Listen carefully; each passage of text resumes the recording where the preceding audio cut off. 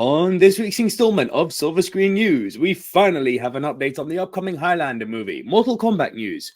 Lots of it.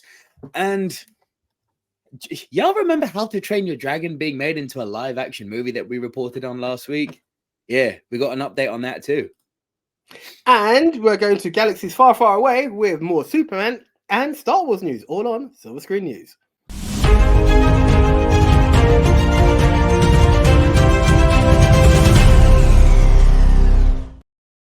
Hello everyone, welcome back to Silver Screen News, the weekly movie news show where we break down all the latest in movie news, rumors, scandals, discussions, hot topics and rumors, and give you some context so you can make better informed opinions about what all the latest and greatest and sometimes worse going on in the world of movies is. My name is Nico Luro.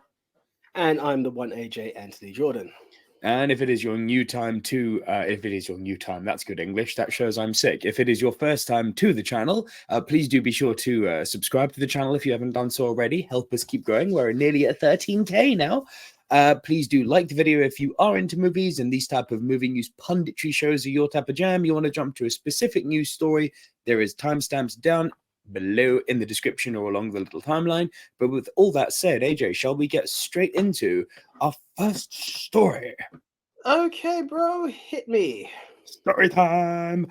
AJ, let's start off with Henry Cavill news. Now, you mentioned Superman, but you'll have to stay tuned to the end of the video for that, because sadly, as we know, it's not Superman. But he's not Clark, he's a McLeod. He's not Clark, he's a McLeod. Correct. Now, we have some news on Highlander. Henry McLeod. So, Highlander will be John Wick director Chad Stahelski's next feature. Now, this annoys me from the Hollywood Reporter because it's like, yeah, we knew. But here's the full story. Stahelski's long gestating film is part of a new deal with Lionsgate that grants him oversight over the Highlander and John Wick franchises across TV and film. Very good. And Chad Stahelski is finally making his long gestating Highlander movie. The director has been developing the project since 2016 and now has set it as his next film.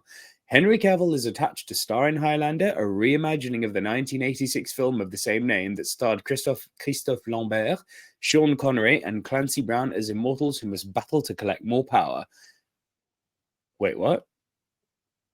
Because as the movie's tagline goes, they got the tagline wrong.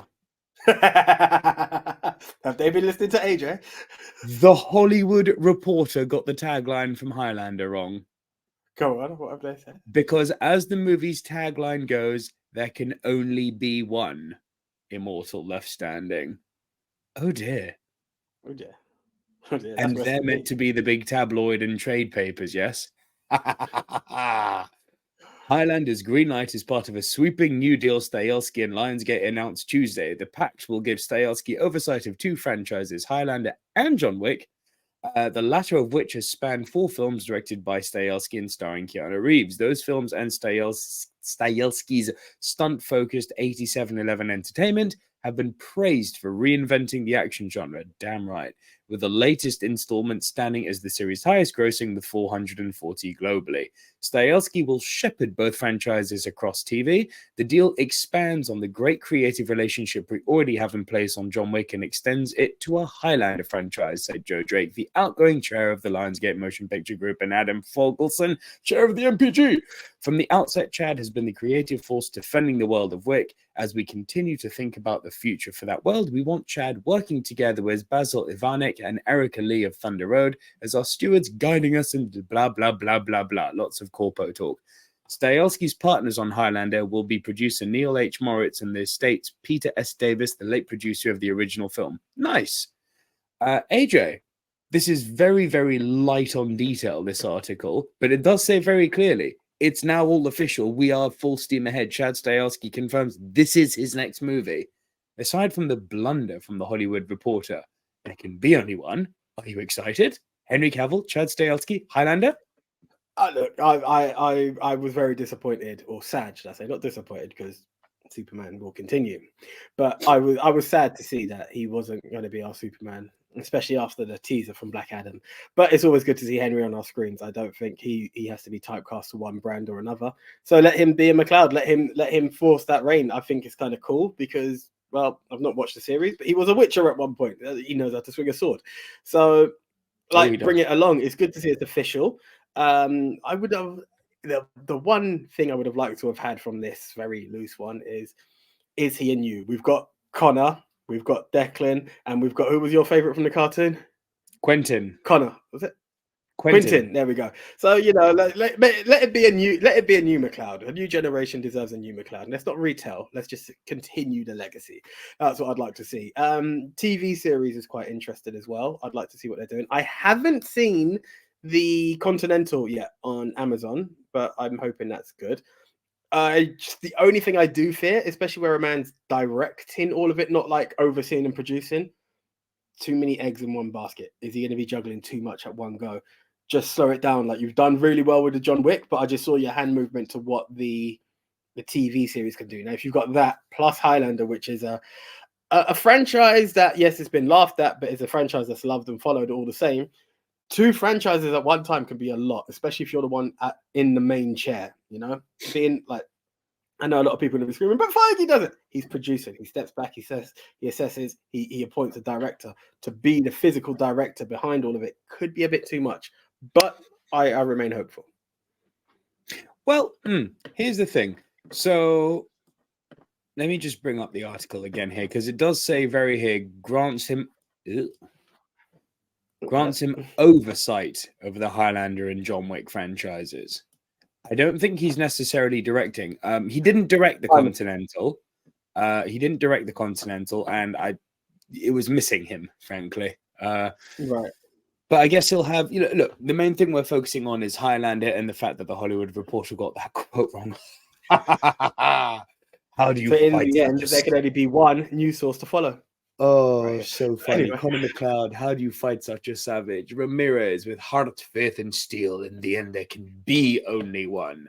Come on, man. It's a great quote. How do you go and get that wrong and call yourself a major movie tabloid? Anyway, shots fired. Enough. Dude, Cavill swinging his sword to the beat and march of a director like Chad Stahelski. I've not made that a secret on this channel before. I am so freaking excited for this. It's not even a month into 2024, and I can already tell you what my most anticipated movie of 2025 is. This. Like, I can't wait. I just can't wait. Can't be wrong, actually. Dude, Henry Cavill swinging a sword in the John Wick vibe. This. I'm so excited for this, I can't tell you. Anything you want to add? No, bring it on. Just bring it on. And Hollywood Reporter, get your stuff right. Sorry.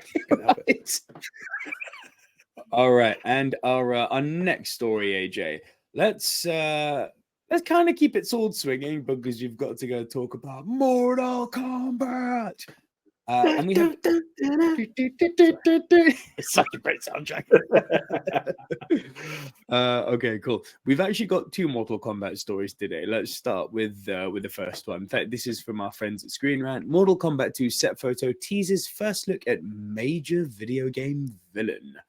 A new Mortal Kombat set photo teases first look at a major villain, and a sequel to the 2021 film. The Mortal Kombat 2 cast includes the return of Lewis Tan, Jessica McNamee, Tadanobu Asano, Mechad Brooks, Ludi Lin, Chin Han, Joe Taslim, Hiroyuki Sanada, my God, in their respective roles, with newcomers including Carl Urban as Johnny Cage and Tati Gabrielle as Jade. Mortal Kombat 2 resumed filming following the end of the SAG-AFTRA strike in November 2023. Another mistake here. What's going on with the tabloids today?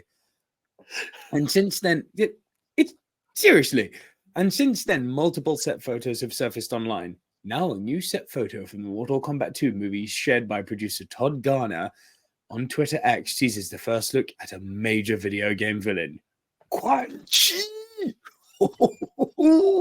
That's cool. The photo shows a pale hand wearing a black robe which appears to belong to Quan Chi. In the comments, fans expressed their excitement about the potential arrival of the major video game villain.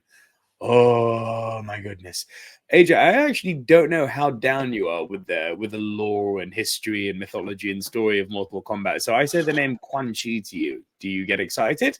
I'm not gonna lie, Google them. Not gonna lie, Google them. So my thing is that I was very Mortal Kombat 1, like Mega Drive, Super Nintendo, SNES, and Genesis. I believe you called the Sega in other states, in other parts of the world apart from the UK.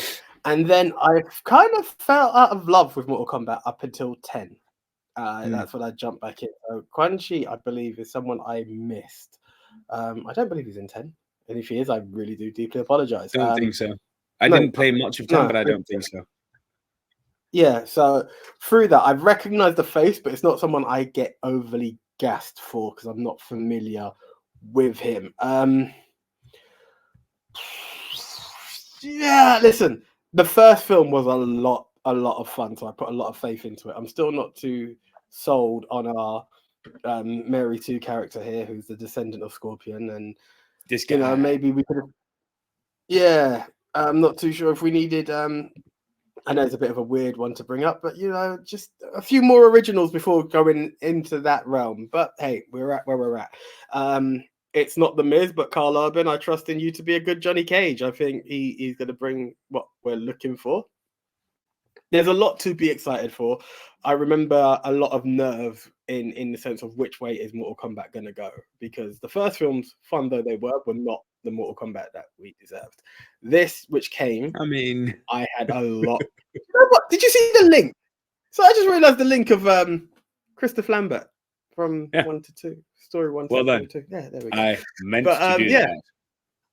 Yeah, of course you did. I knew that, bro. Don't worry. But yeah, look, I had a lot of fun with it. So bring it on. If I'm not familiar with a character, doesn't mean I can't enjoy it. I knew who Thanos was, didn't I? Before that, the MCU came about. Yet here I am loving it. So I don't need to know the villain to know I'm going to enjoy a film. Bring it on. Yeah, look, I'm very much a Mortal Kombat nut. I think of all the fighting franchises, weirdly, I think it's not weirdly, actually. I think Mortal Kombat probably does have the best story of all of them between your Street Fighters, your Dead or Alives, your Tekkens. I think Mortal Kombat's probably got the best story. Not saying it's the best game, but I think for a fighting game, it's got the best story. My guy has always been Scorpion. It will always be Scorpion. Although I do love what's his face, Shaolin Boy with a metal hat. Love him too. I can't remember his name, but I know he. Yeah. So cool. I mean, you can see I haven't played for a while. I have to say, Mortal Kombat 1 does look like a lot of fun. I really want to get it. But fighting games, MK1 is on my radar. But the problem with these fighting games is they're just such a time investment. To get proper joy from them, you have to commit to them. Otherwise, it's just like not very much point in it.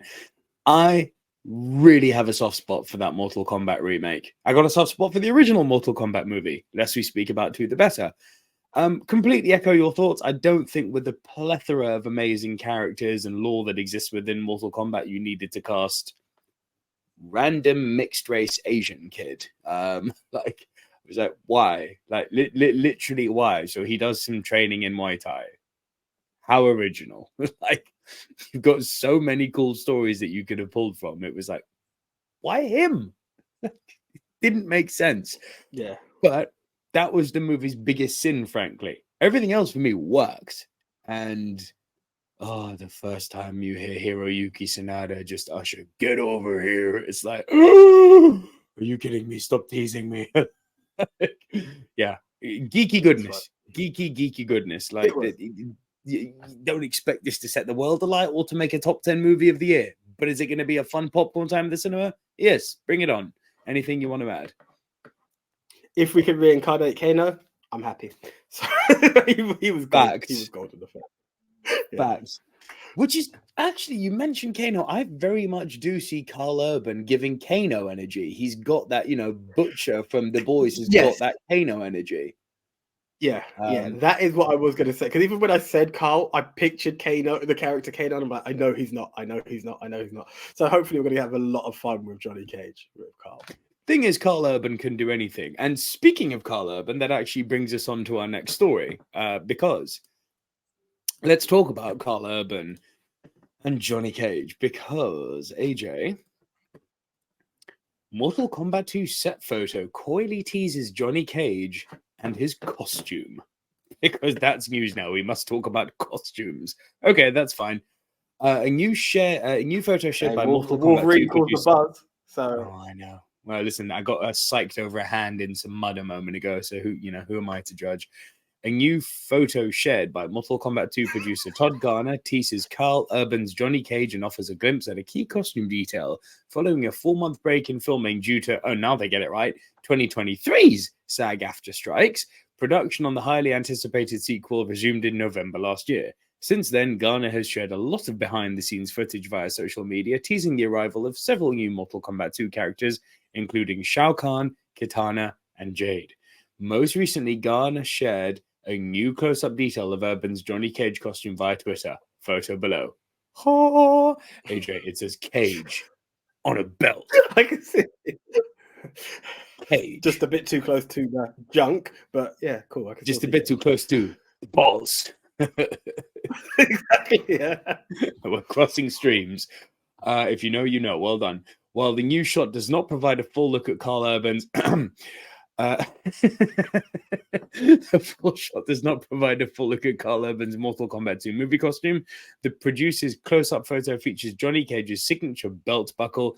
Urban's buckle features Cage's name embossed in large metallic letters, keeping up with the traditional look given to the Hollywood superstar turned Earthrealm warrior featured in the original video game. I mean, look, I guess we can just talk more about this. Let's just say Carl Urban, Johnny Cage, thoughts? Because this is a belt buckle we're talking about here. The fact that this is news staggers me in the year 2024, but carry on. It's all the little teasers that get what I think people get now is the nerdgasm. They realize when people got nerdgasms over Easter eggs that we get excited, you know. You get Bruce Banner going, "Oh, I think this metal was found in Wakanda. Oh my god, they said Wakanda." So like little bits like that. Oh my god, you can see 3 strikes. That's got to be Wolverine's claws. Yes, those are certain hints that will get us excited, people. The fact that we know Johnny Cage is going to be in a film and then you show us the belt is not the excitement we look for. Yes, it's true to form, but had you said Carl Urban in unannounced role, then Carl Urban's post, Cage, just over his Johnny. Well done. Anyway, we won't go there. Well done. That would have excited us. But this just the words Cage, like, all right, you've got it. We've realized, especially for the second film, we've realized that you stayed pretty true to form. You've given Kano more character than he ever had, but that's a different story.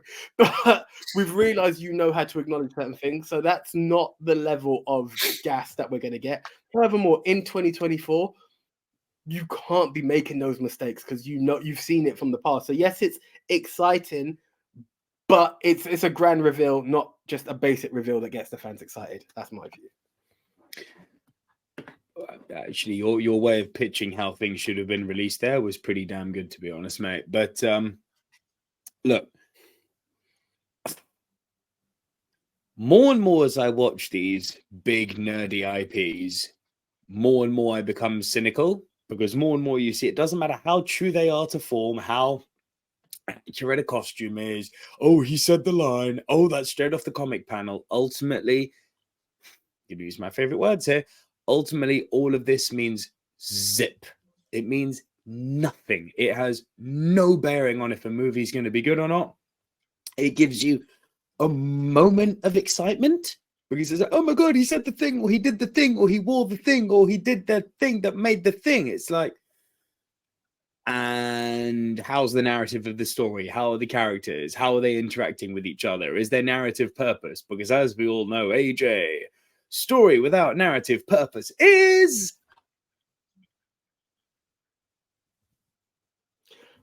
visual noise. Yeah. There we go. But here's the other thing. Like, let's be honest. Batman versus Superman. Do you bleed? Had everyone excited? Was everyone excited for the film? I think not. No, meant nothing. It's like it gave you some good moments. Then we got Martha'd. It's just they're nice, these moments. I guess it's nice that the creators are aware that these things are important to some people, but again, with the highest of respect, these things that are important doth not a good movie make. I guess what I'll say to sum up is that it's nice that they're making sure that this movie is in our consciousness, because you look at, there's 2 Mortal Kombat stories this week. You can see that the marketing is starting to get into gear and we're starting to roll here, and there's things happening. And ultimately, it's making me, the feeling is, whatever I care, or in this case, don't care about the belt, it's like, oh yeah, Mortal Kombat 2 is not far away now. Yay. So in that sense, it's doing its job. I'd agree. Let us know who your favorite Mortal Kombat character is down in the comment section below. I'd love to hear that. The correct answer is Scorpion, but I want to hear your thoughts. And now, what? AJ. Enough, of course you are. The one time I'm red and you're blue. Gotta love it. Gotta love it. Just can't get those streams crossed. Right, AJ, our next story. It's a follow-up of something we were discussing last week, which frankly had us both pretty excited. If you could swap the screen around, please, mon ami. Yeah, there we are. Thank you, sir. So following up from our story last week, where we mentioned that there would be a How to Train Your Dragon live-action movie starring none other than Gerard Butler reprising his role as Stoic the Viking King, seems the movie's gone into production now, AJ. Oh, nice. Yeah. That didn't take long. How to Train Your Dragon director Dean DeBlois. It's a really hard name to say, even for a French guy. Dean DeBlois. DeBlois? That would be fun. DeBlois. Announces the filming of the live-action remake with a behind-the-scenes photo. The DreamWorks franchise, based on a book series of the same name, will be rebooted in live-action. Excuse me. Thank you. With DeBlois returning after directing the original animated trilogy, which was very good. The film is expected to revisit the plot of the 2010 original in a new format. Now DeBlois has taken to Instagram announcing that How to Train Your Dragon's live-action remake has started filming. And here he is, the director himself, day one on set with the big gates, which do look pretty much identical to what we saw in the first movie. So, yeah. The director poses with a clapperboard featuring what seems to be a logo for the movie. The background also appears to be a physical set for the village Burke. Oh, yes, Burke, as featured in the original movies. And the logo actually looks pretty sweet. AJ, it's very nice, isn't it, when we report on one story and then there's literally follow-up to it the following week. But it started. How to Train Your Dragon. It's a real thing now. It's not just casting and rumors and in production, and it's real. How excited are you? Bring it on. Again, look, one of the main things that I'm happy for is it's the same person who directed and brought the original trilogy to life. It gives you that feel that it's in safe hands. And just by looking, as you said, the gates literally look like you know you're in the same world straight away. And that's kind of confident. And I like the fact that it's literally animation brought into real life, as live action as you can. Obviously, we're not going to have a real life Toothless, but we've got everything else, just literally the DreamWorks world coming to life. I'm excited. I'm really intrigued to see what comes from it. Yeah, color me excited as well. Like I really do think, although it's become a very popular franchise, I was very late to the party with How to Train Your Dragon, and I loved it. It was such a breath of fresh air. And I wouldn't even call it counter-programming to what Disney would do, but it took risks that I don't think, I mentioned this last week, it took risks that I don't think Disney do in their animations. Like what happens to Hiccup at the end of the first movie. It's like, oh, damn, you went there. Okay. Like what happens to his dad in the second movie. It's like, oh, well, that wasn't a fall to the death, was it? What? Level up here. It took risks. It had adult themes, and it knew. Do you know what it did? It knew how to make your heart smile. Like I really did fall in love with that little dragon. So cute, just so cute, and he just like a lovable little. People say he was like a dog. I think he was more a bit, and I'm a dog person, but I think he was more like a cat. I do things on my terms. It's like okay, whatever whatever animal they've personified for Toothless, it worked. Maybe it was both. I really liked it. I really, really did quite fall in love with that dragon, and I was along for the ride. I've seen the first, I've not seen the last, which is my sin on it. But I will complete it before the film comes out. I think it will really be what I need to do. I'm going to just bang out the franchise as is so far, and just be prepped for the film, because I think that's another nice film to look forward to.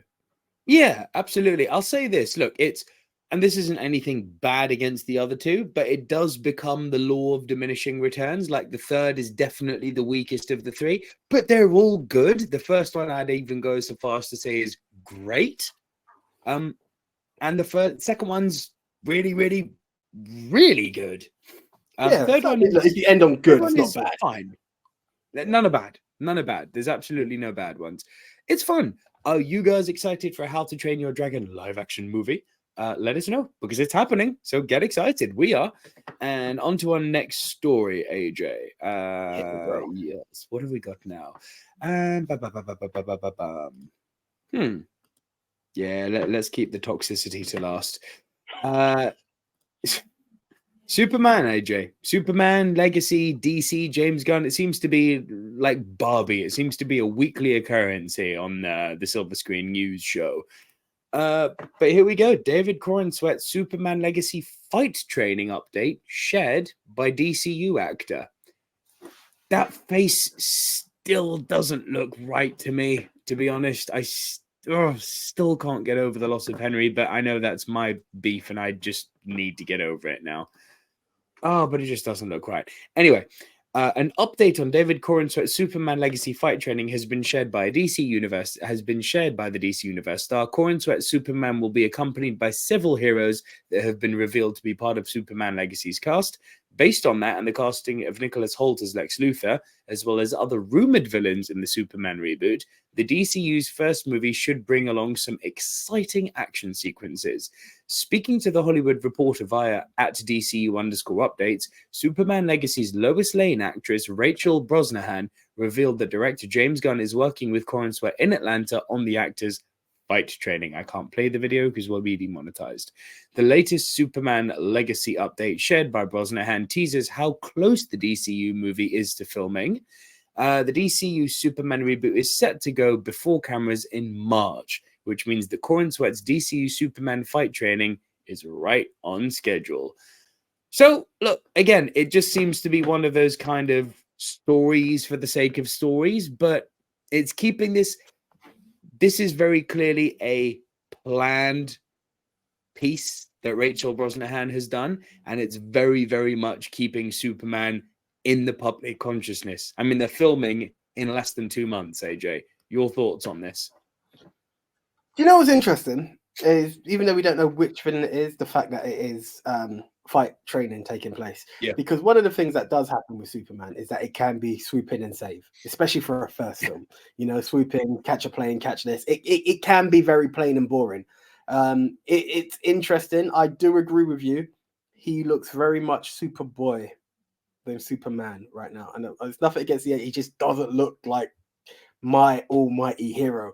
Like, I knew that when the Human Torch became Captain America, I was more scared of the character he was playing than the actual appearance of Chris Evans. This to be the forefront face of the DCU is a bit of a challenge for me at the moment. Like, right. I feel to quote Killmonger and be like, "Is this your king?" Because, like, James, like, in James Gunn we trust, but give me something like, this is the leader of the pack right now, my bro. And because there's multiple Batmen out there, I don't even know who the backup, it's like second in command or equal first in command is right now. So I'm interested. I'm happy to hear that there's fight scenes. It makes me feel like Superman's going to get down and dirty. But I'm still selling on Superman. And hopefully by the time, I'll still see the film, don't get me wrong. And hopefully he sways me to be like, I need to shut my mouth. But right now, yeah, it's terrible, isn't it? Because look, I'm on record as saying that how someone looks really, really, really, and that's my history of speaking on this channel. How someone looks doesn't matter. When people say, oh, he's too skinny to play actual, it's like, have you seen the body transformations that these Hollywood actors go through? They can beef up in like 3 months. Excuse me. My bloody daughter gave me a lovely sickness. Thank you, honey. But yeah, these actors can look at what Christian Bale does. I appreciate he's an extreme example, but it just goes to show what he can do. He can go from being Batman to being Dickie Eklund in a matter of months, you know, huge tank of a man to little bitty trimmed and anorexic. Just how someone looks, even their face, it's like as long as they're a good actor, it doesn't matter. The problem we're in here, I don't know this guy. He's literally an unknown commodity to me. I'm backing him because I want to see this movie do well. I've also said that I think this is following Iron Man in 2008. This has got that similar sort of vibe. A lot is banking on this movie doing well. Like, this is the DCU's 2008 Iron Man. If this does gangbusters, or no. Forget doing gangbusters. If this film just is well received, because Iron Man didn't do huge numbers when it came out, but it was loved. People are like, damn, that was good. If this movie gets that same sort of buzz as that, the future is very bright for the DCU. If it financially doesn't matter, it could flop as long as the word of mouth gets out that, oh, you missed out, it was really good. That needs to be the energy that people are having, because if it does flop, the argument will be, did you see what we ended with DC before? People still haven't forgiven Aquaman and the Lost Kingdom. I get it, right? But the vibe needs to be, no, bro, this is different DC. You missed out. You need to go and see this film. This is sick. If that's the energy that people are having when it releases or when it's video on demand, good. Winning cures everything. How this guy looks could ultimately become completely inconsequential. He looks like he's cut from the cleanest of clean cloths, to be honest. He literally does look like a guy who would say, drink your milk and eat your greens. But I'm excited for Superman Legacy, despite the fact that, like you, purely from an aesthetics point of view, this guy just gives me Superboy vibes. Anything you want to add? No, I'm just scared because I don't want, as much as you said, doesn't need to do numbers. You need enough people to still give it a shot, and I don't want the not my Superman. Don't get me wrong, I was very much in that same vein when we were losing Andrew Garfield. Now I love Tom Holland. This might very well be the same thing, and I'm hoping it is. Yeah, it's as much as I still love someone, there is someone out there who is meant to take the mantelpiece, you know? I wouldn't want it any other way. Tom Holland is Spider-Man to me now. Let's hope that in a few months or a year's time from now, you got to say, like, yeah, Corin Sweat is our Superman. That's you know, that's the way it is. We have to accept change sometimes. We can even go on the level of, he's really good. Henry Cavill is still my guy, but this Corin Sweat guy is really, really good. You know, Heath Ledger is still my Joker, but goddamn, Joaquin Phoenix is really, really, really, really, really good. You know what I mean? Yeah. Let's see. Just please make this movie. Give the kid a shot. Give the kid a shot. Just I hope this movie's good. All right, AJ, our last story this week, and tread carefully because you know we're going to that toxic galaxy far, far away.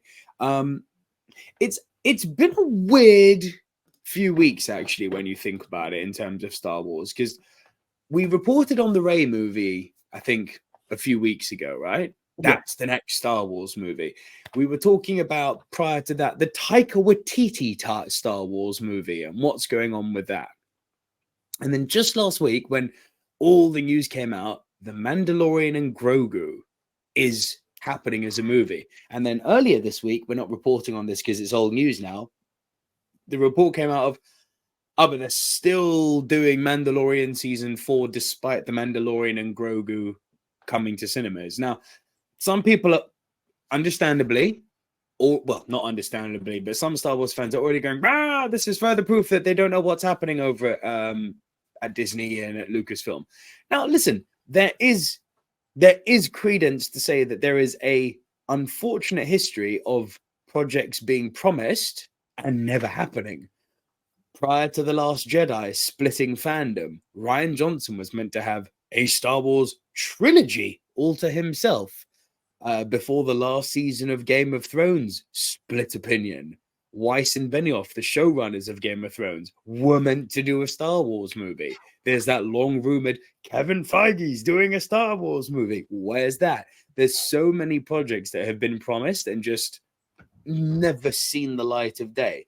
So I think the confusion here is about, well, what's coming next? Because to my knowledge, the only one which is definitely unsure at this point is the Taika Waititi project.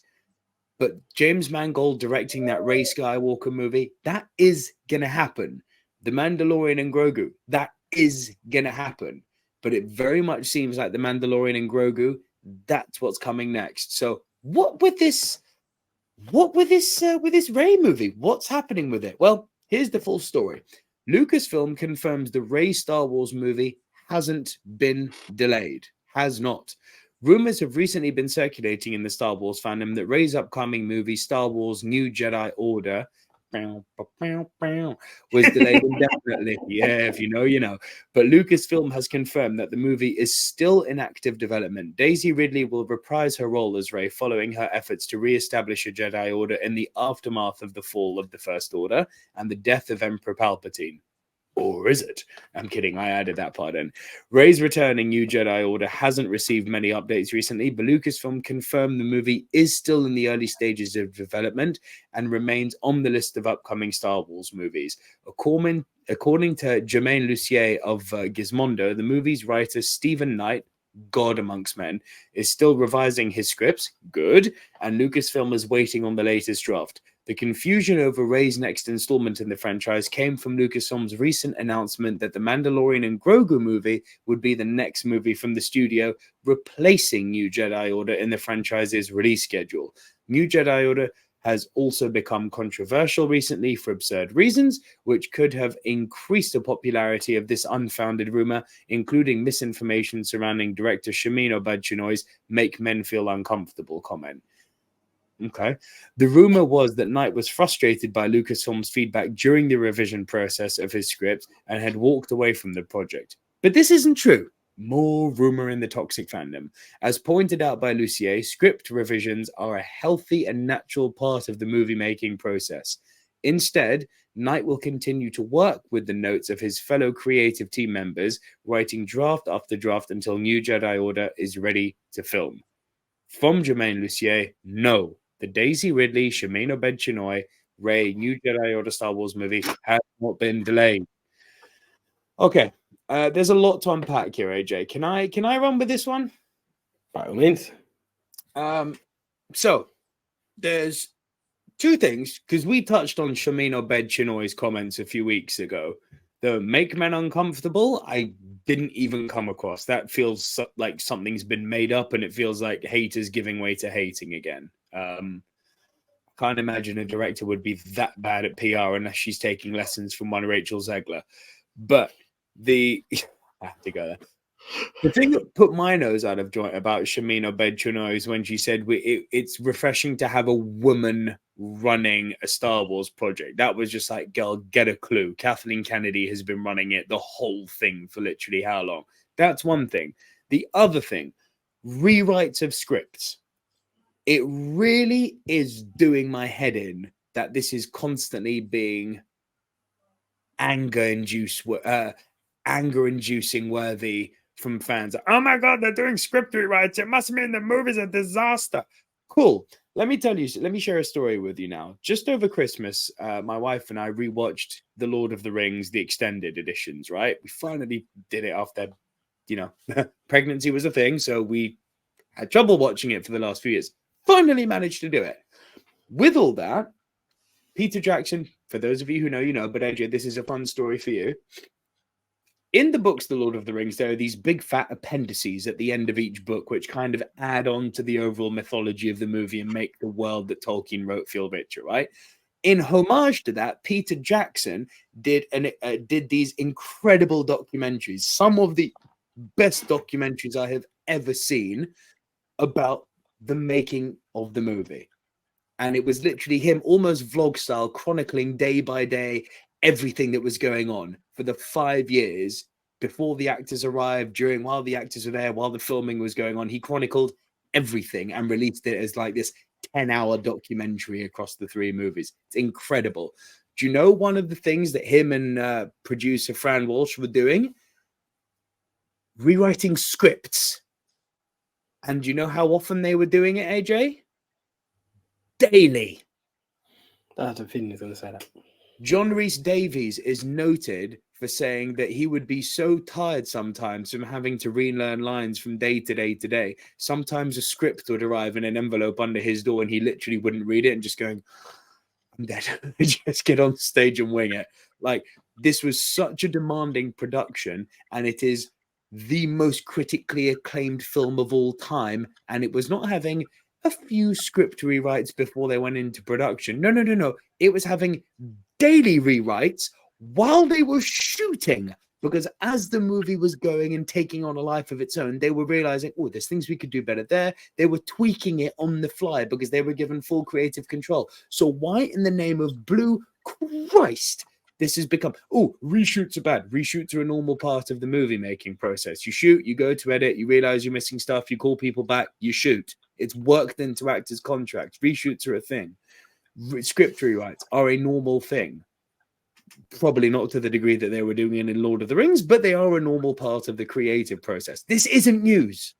Like, people getting angry about this and trying to associate some sort of shortcoming on the creatives at Lucasfilm. Oh, it's rewrites. They must be going wrong. Blah. It's like, shut up. Just get a clue. As for the Rey movie, I'm still excited by it.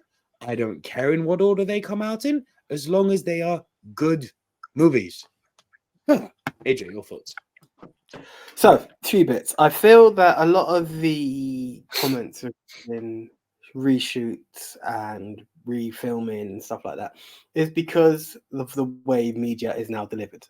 You have a chance of having something like and I'm not going to name anyone to target them, but there are tabloids out there or press agencies, that can deliver daily news. For instance, the same fact, and it's not crapping on it, that we have to now celebrate news being Johnny Cage's belt says Cage. It's because daily people are looking for updates. Previously, these reshoots probably happened on episode 4, but because you would get a weekly/monthly magazine coming out to give you this news, yes, you have newspapers daily, but there's other stuff to cover. Film reviews are awry. So you're not getting that same, oh, we're on a reshoot, we're on a this. But because news is coming out daily and it's more targeted, you take a newspaper, any newspaper, it covers multiple stuff. The film section is something you look out for once a week. Now that it's on a daily basis, you are going to get these stupid updates that you probably wouldn't have realized before. For the fact that you said Lord of the Rings was rewritten daily just proves it. It wasn't news back then because news was delivered in a different way. The more that these publication houses become bigger, you are going to get news that isn't there. So people just appreciate the end result. It doesn't matter if it was done once, if you're one take Tony, or if you're a million shots Mike. It doesn't matter. Just as long as you got a good product, that's the main thing, right? That's the way I'm going to go with that. In terms of the whole scheduling thing, I think people are trying to misunderstand what I will call the main story and the side quests. Let's just say that they say this is the next film. Yes, Rey's film is the next film in the main storyline. The side quests are going to be your Mandalorians and Grogu and this, that, and the other. So next in line, it could be just pedantic wording, but it's the wording. So it's not like, oh, all is lost and this one doesn't know what they're doing, that one doesn't know what they're doing. Let's look at the whole DC thing. This is the first film of the DCU, but this is the first DCU movie. Confusing as crap, but it had to make sense one way. It's the same here.